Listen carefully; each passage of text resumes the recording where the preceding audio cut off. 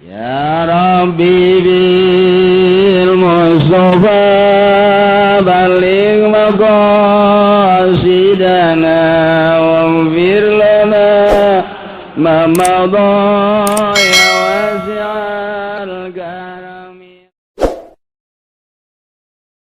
Assalamualaikum warahmatullahi wabarakatuh.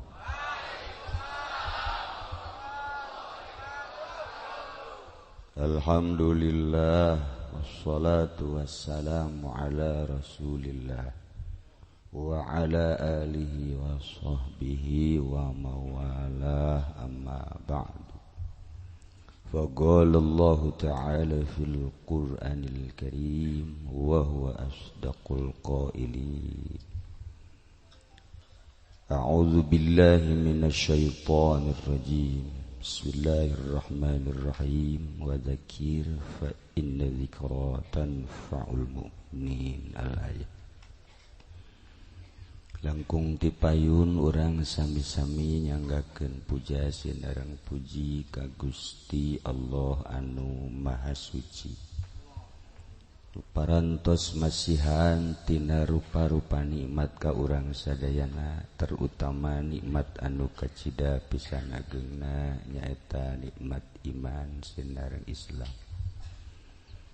Sholawat sinareng salam mugia dilimpahkeun ka junjunan alam Kangjeng Nabi urang Kangjeng Nabi Muhammad sallallahu alaihi wasallam, katut ka para kaluargina oge ka para sahabat-sahabatna rauh para tabi'in atsba tabi'in al mukarramun para alimil ulama para zuriat Kangjeng Rasulullah.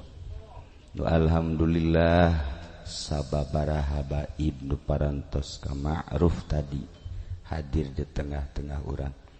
Mudah-mudahan ku hadirna para habaib urang aya dina ridho Allah Subhanahu wa taala, diaku sebagai umat Kangjeng Nabi Muhammad sallallahu alaihi wasallam, oge ka para aparatur pemerintah sipilna maupun militerna. Alhamdulillah di tengah-tengah urang aya Bapak Dandim, kemudian aya Bapak Kapolres anu diwakili ku Bapak Kapolsek. Nu tadina rencanana rek aya presiden, tapi diwakili ku Habib Rozak. Habib Gadungan.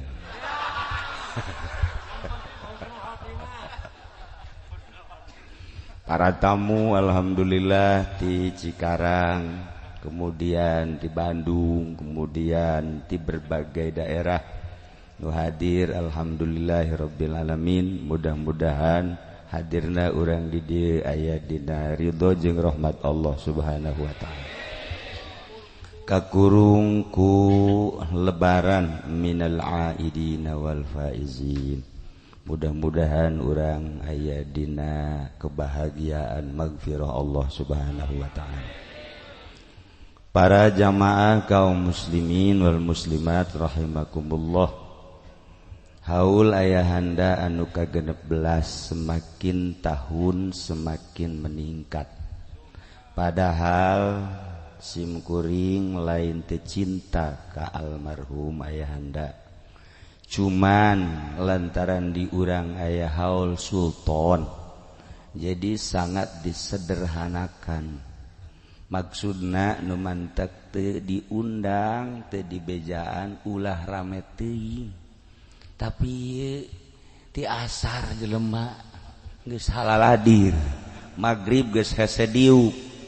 Haju tungtung pan lain ngaji neuleuan tempat prasmanan.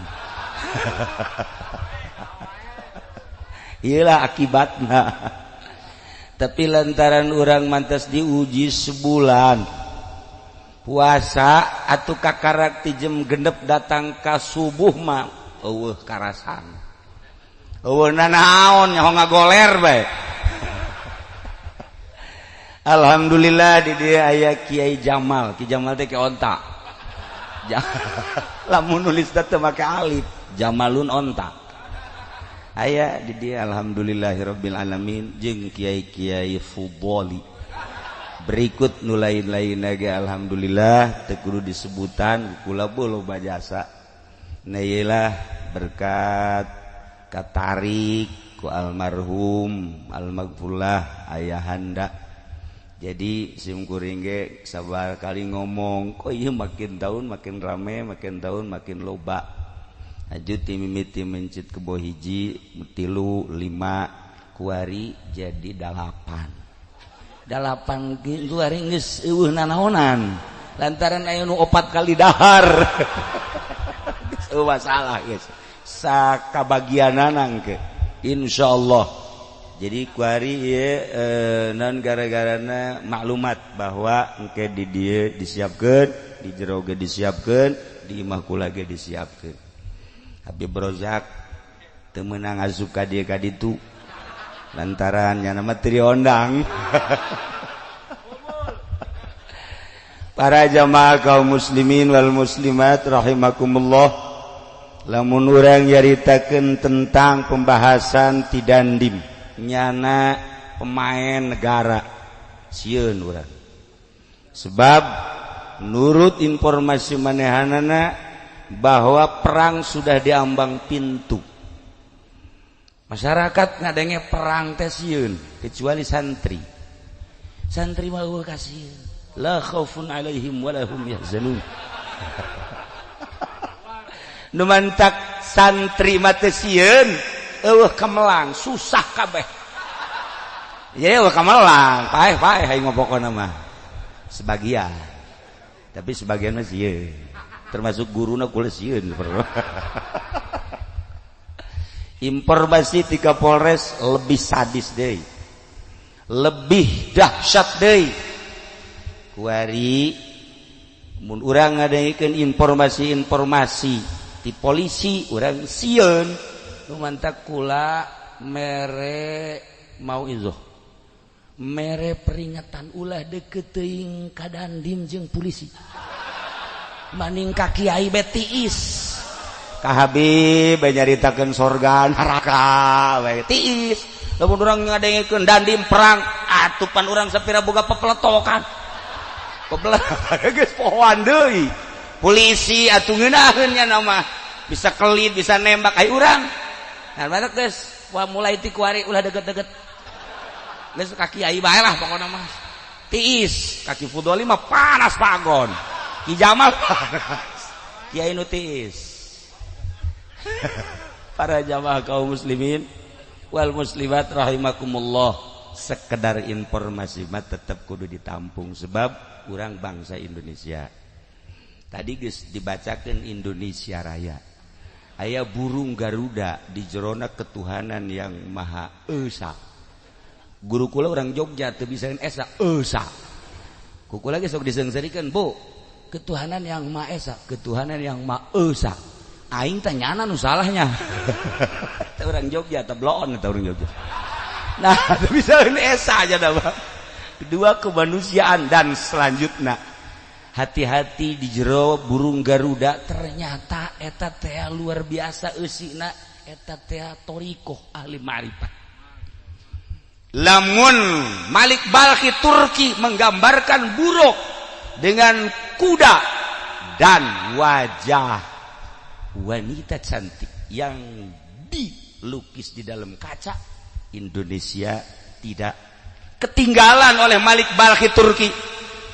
Bahkan dijadikan satu lambang bangsa Indonesia ialah burung Garuda. Ketika orang mengamalkan ketuhanan yang Maha Esa, kemanusiaan yang adil dan beradab, dan selanjutnya orang bisa naik di burung Garuda, bisa hiber kemana baik.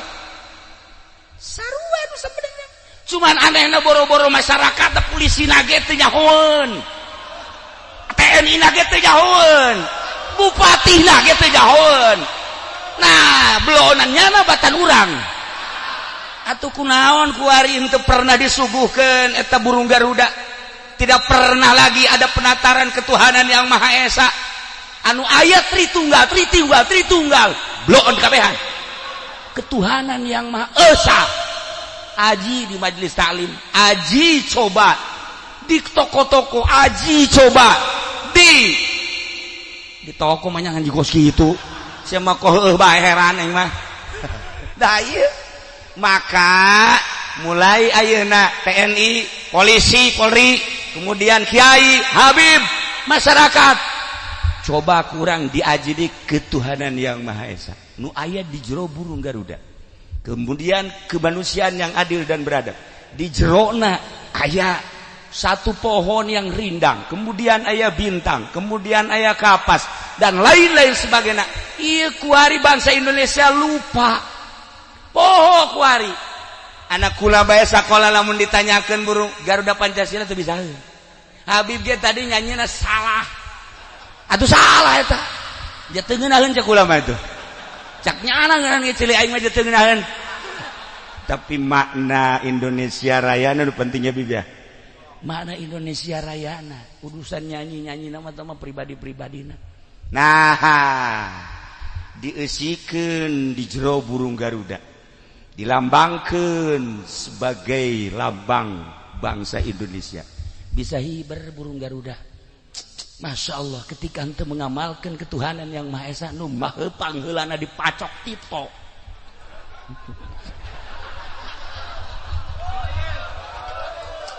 Pangheulana dipacok lamun teu ngamalkeun nya awas. Ye, komo polsek mah ya tah mah henteu kudu dipacok, diisi ngantek beres. Nah, ieu burung Garuda. TNI kalau tidak mengamalkan Garuda Pancasila, awas. Ujianna dikitukeun beres. Bom tinggal bom. Burung Garuda sakti. Komo Habib Rozak mah ditiup beres. Iya burung Garuda ye. Iya kiai dage kuari teu paham tentang Garuda Pancasila. Mentak ulang ke di akhir nyanyi Garuda Pancasila. Iya pokok lamun tadi Indonesia Raya kuari Garuda Pancasila. Aing ge poho deui ge. Dina harti ieu urang babarengan ieu negara urang kula sampai carut marut. Urang amalkeun Indonesia Raya, urang amalkeun Garuda Pancasila. Mulai pembukaan pengajian dibuka ku Garuda Pancasila. Kabehan ieu urang supaya mengenal Tuhanan yang Maha Esa sampai selesai lambang-lambangna supaya hafal sebab tadi sakumaha Padandim kemudian Pak Kapolres bahwa negara urang ieu diambang pintu mentak di naon kitu ngaran anjurkeun kaki Jamal hizibna supaya di maksudna hizibna teh wah kaki Jamal aing mah urang kulon tenang pokona mangis pokona kulon tinggal kulon aya tilok wiridan mah teu sarua bae hep